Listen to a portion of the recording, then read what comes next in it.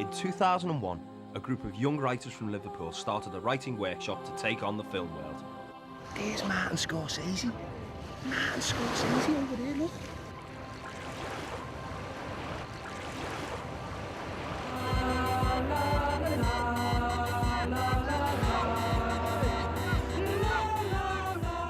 This is Cannes, the world's biggest film festival.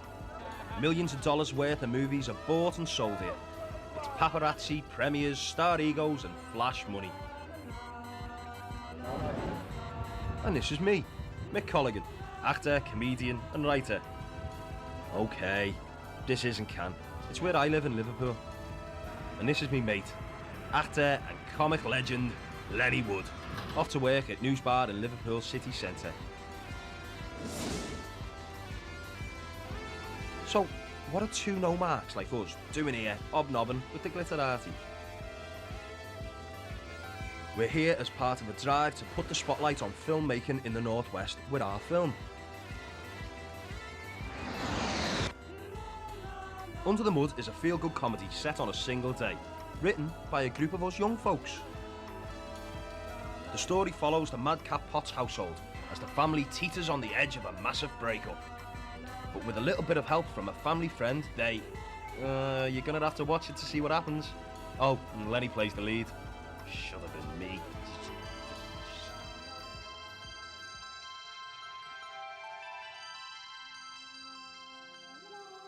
Our film is based on the experiences of young people from the Garston area of South Liverpool.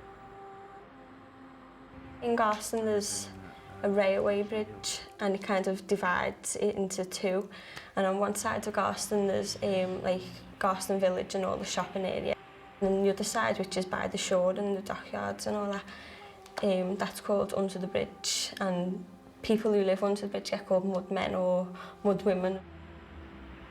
The script started life in January 2001 at a weekly writing workshop held in a youth centre called Interchill. At Interchill we were going once a week. Early January we started going once a week, and the sessions were really good, but we found that because Interchill was used by such a lot of people, there were a lot of people coming and going, and we'd get to the point where once everyone was settled, everyone was focused, it'd be time to finish or somebody would come in. The weekly workshops were making slow progress, so we decided to get away from it all. Somewhere with no distractions. In other words, a place with no phone signal.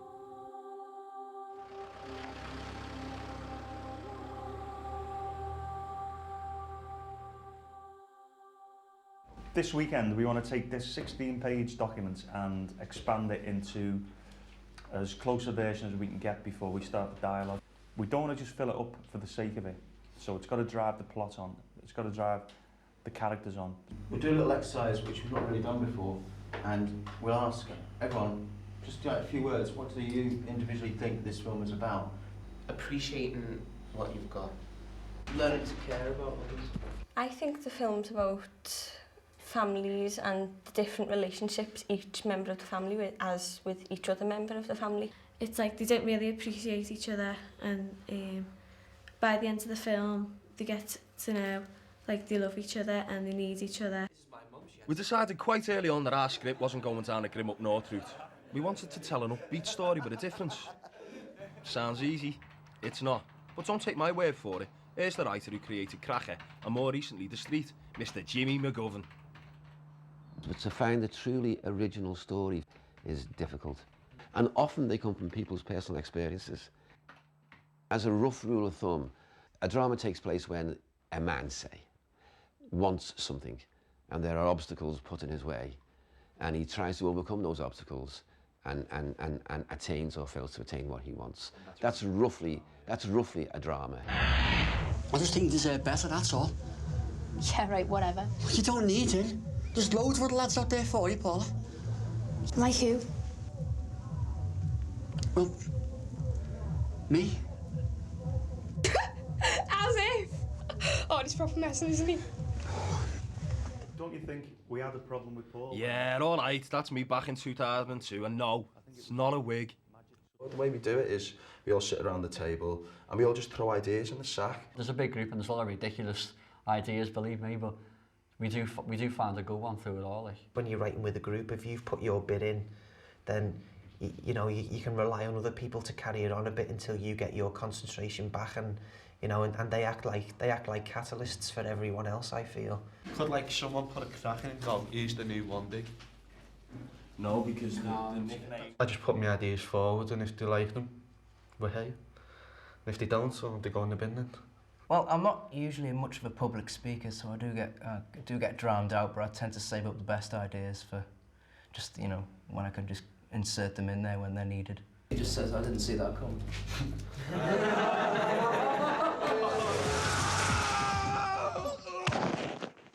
Didn't see that coming. Oh, the pros and cons of writing as part of a group. I think it's a hell of a lot easier when you write on your own. Yeah. You have your own line, your own story, and you know that's the only thing you have to bear in mind, how to best tell the story. Jimmy McGovern has direct experience working with a group of new writers. In 1998, he sat around a table with a group of sacked Liverpool dockers, and he helped them write a film about their dispute for Channel 4. Writing with a group of dockers, well, I've got to say, when I die, that's one of the things I'll try to remember, because I am so proud of what we did, and I had such a wonderful time. And I think I'm proud because I helped to empower men who at that moment in their histories were powerless, ignored by the British media, you know. And I saw working class men blossom, doing something they thought they would never do. I think it's wrong to say we all wrote it as a group. They all put scenes in, but even there, even when writing as a group, I was still aware that it needed a single authorial voice, and that in the end was mine. You know, so I did bring that single authorial voice to bear upon it. But at the end of it, you know, what we achieved and how we achieved it, and I felt so proud of myself. No single voice existed for us, so we decided to take a different approach, improvising scenes to get dialogue. Basically what we were doing last night, one Dick and Joe's confrontation in the car park when Carl is looking at one Dick's car. Leather seats. Oh, look at that central navigation. Hey, get your hands off. Your hands off. You know, that's a 45 grand car there. Get your hands off it. Scarp it off. Do one, right? Do one. Carl! Yeah? Oh. Right then. Morris, being nasty. I didn't know he was your lad, Joe. In. Stay there. It's brand new, you know the score. I'll give him a go on it sometime if you want. It's a pain in the ass over cars as it is. Takes after you, then. It's just a job these days. Oh man, I'm getting off as soon as I get enough money to get a flat. Sod them all. My sister's a bloody psycho. I'll die as far as I'm concerned. What? I can't believe you just said that. I was 14 when my mum died. 14, man. My dad took the easy way out and left me to deal with all the shit. I had to look after myself. And who was it that threw me a lifeline, eh? It was those knobheads down there they'd always slagging off. The family that you hate so much. And my family too. As far as I'm concerned, you can stay the hell away from me.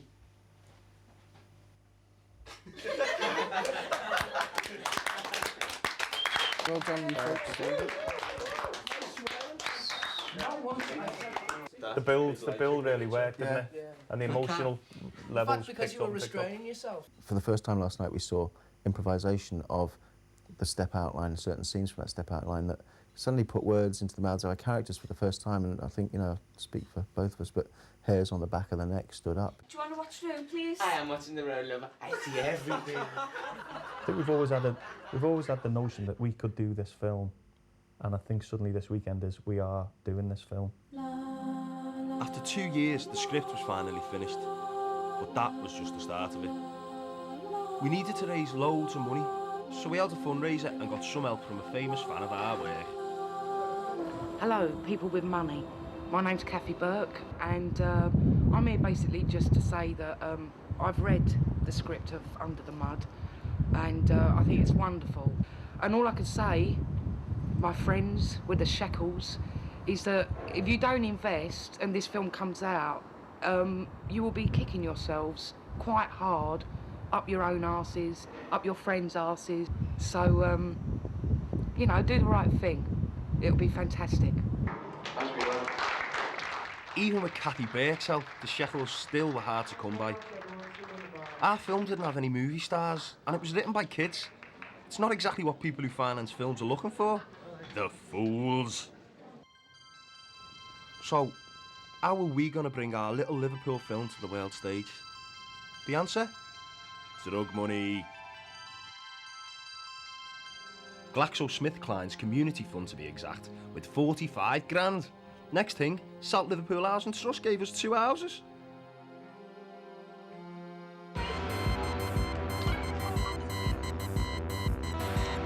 Everyone pitched in to lend a hand. For 5 weeks in the spring of 2004, we lived and breathed under the mud. Stairs right now. Stop it! No, Mark. What did you say? I didn't go for all. And what a shoot. Stunts, car chases, animals, kids. What were we thinking? Stop licking me bollocks. After the drama of our shoot, it was back to the day jobs. But a finished film isn't complete without an audience. We needed a distributor. They're the people who could put us on the screens around the world, or even just in our local multiplex. We sent every distributor a DVD of Under the Mud. Then, we sat back and let the offers roll in. That's a knockback. Alright, Yep. That one's an outright knockback. No thanks. Oh, no, Dan Watts says no. Thanks, No. Dan. Oh, here we go. Oh, that's another no. Cheers there, Jackie.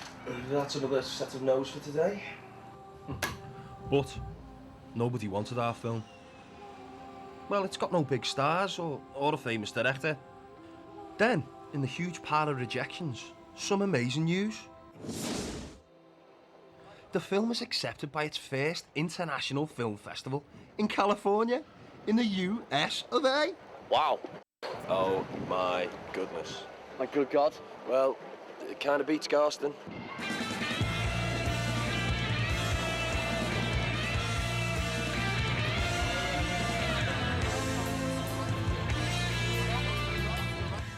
Our first time in America, and our dreams were about to be realised. We're in competition in the Sonoma Valley Film Festival just north of San Francisco.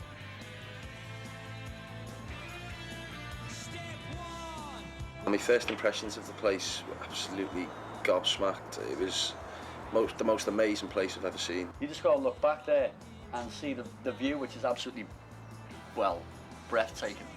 If I lean back any further, I'm going to fall in the pool. I hope we get a lot of people to come and see our movie. I think it's just a matter of getting out there and getting in people's faces and showing them what we can do. We get straight to work telling everyone who'll listen about our film, with help from our fellow mud writer, David Catterall. The birds love it. It will be excellent. It's 10 o'clock in the morning, the day of our first screening. Feeling a bit apprehensive, a bit nervous, but I'm sure it's going to go down well. Fingers crossed, eh, people? A late-night festival party has taken its toll on our audience numbers. But our feel-good family tale goes down a storm with the American audience. I loved the whole airport, and I loved the angel all lit up going across the tarmac, and oh, it was just so refreshing. Well, hopefully you went away smiling. We were open to come away smiling too. From the Festival Awards ceremony, we had everything crossed. Because the films were all so incredibly good, they had to deliberate for hours. We had a jury break But wasn't to be our night. Even so, we were in good company. Did you lose like our film? Yeah. So we've got something in common. Yeah. It's all these damn comedies winning it, you know. That's what I just said. I think you're right. It's Bush's fault. It is all Bush's fault. Because people are miserable. This would be a good point for you boys to point out what genre of film you just made. Oh, right, well, ours is a comedy. Ours is a comedy, set in Liverpool. So, a long, long way from home. Thank you very, very much, Joe. A heartfelt comment there. We're in the business of failure. That's and right. every once in a while, we Got get to lucky expect enough to be successful. Yeah. And I absolutely believe that I've had the greatest successes from my biggest failures. With Joe's wise words ringing in our ears, we left winning nothing but the hearts of the people of Sonoma. Reality hit hard when we landed back in the UK, especially for Lenny. He'd left his job. I was all, woo, I don't need this place anymore. But I do. I might just go back tomorrow. Don't, Lenny, you can't. That's just ridiculous. Got bills to pay. Yeah, but then we'd have to work even harder to make some money, won't we? At the production office of Hurricane Films, the rejections keep piling in. He thinks there's a lot to admire about it, but he's still not convinced that it'll attract a wide enough audience for a television acquisition. Then, out of the blue, some good news. We're off to taste the highlight of the world's most glamorous film festival, Cannes. This is where me and Lenny get hard to work. Been invited to celebrate the completion of 3 new feature films from Liverpool. Well, someone's got to do it. Well, me and my fat companion are now right in the centre of Cannes. And the whole reason we came here is to be in that building there behind us, which is the Marché de Film, where all the main distributors go, all the funders go, all the sponsors go, the men with the money, the girls with the money, and we've got to get in there. Wish us luck. Bye. Finally, the opportunity to sell our film to the world.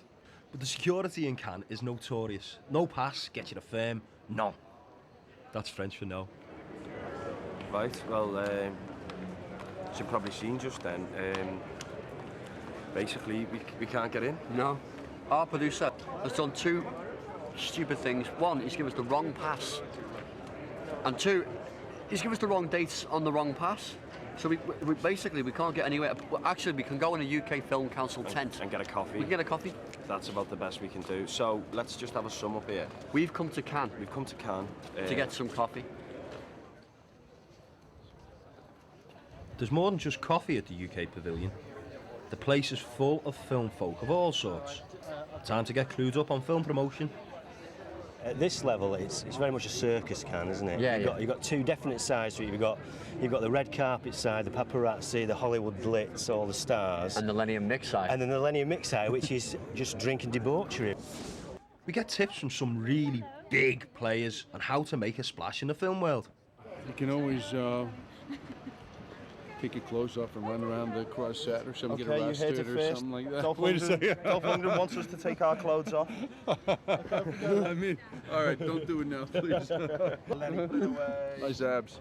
Okay, so you must work out. Oh, by the way, I'll see you in the gym anyway, Dolph. All right, buddy. See you in the gym later. This is our latest press release, and this is our pre-release screener. Well, that's terrific. So if you... We cornered a distributor, and we've come prepared with DVDs and publicity material. Good marketing, you need good quality projects. You need to think about your audiences. And then ideally, you have budgets where you can either hire people to help you, because it's hard to promote yourself. I'll tell you what you never see here. You never really see much live music or busking. Buy our film, it's really good. The kids and cars don't think you should. Buy our film, it's really good. It's called Under the Mud. Buskin just about buys lunch. Maybe we should rethink our whole approach. You know, the whole idea of feature film in the cinema being the holy grail is changing, and it's smarter for you to have it be successful in the right place than to be unsuccessful in the wrong place. Have you developed a website around the film? We do have a website, underthemud.com, folks. Yeah. Underthemud.com. Have you attached yourself to other websites? At last, we get some real interest in our film. And what's more, back home, he's only 10 minutes up the road. ironic. Look at it come in next week and we'll have a chat. Oh, fantastic. Take care, mate. Thanks All very right, much. cheers. Cannes has been a lot of fun, but it's been really hard work too. So, what have we learned? It wears it out just watching what these people do every single day and what we've had to do for every single day. It wears it out. Basically, the success we've had here, we could have done at home. Yeah. As our search continues to find a distributor, we've got one night that'll keep us going through all the knockbacks. Our premiere. It's made us kings for a day instead of scallies for a lifetime. There's no buzz quite like sitting in the Liverpool Philharmonic in the middle of over 1,000 people, there because of some words that we wrote. So watch out for Under the Mud coming to a screen near you. One day. We hope.